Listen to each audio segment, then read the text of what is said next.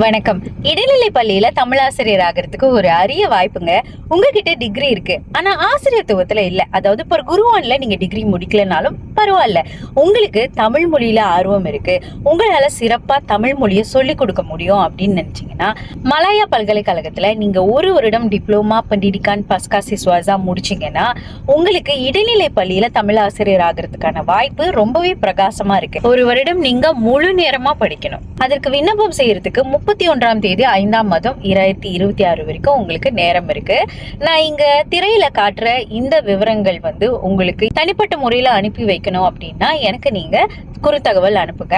கூடுதல் தகவலுக்கு இங்க கீழே நான் கொடுக்கிற இந்த எண்களையும் நீங்க தொடர்பு கொள்ளலாம், அல்லது என்னையும் கூட நீங்க தொடர்பு கொள்ளலாம். தற்பொழுது மலாயா பல்கலைக்கழகத்துல இந்த தமிழ் ஆசிரியர் துறையில நான் படிச்சுக்கிட்டு இருக்கேன்.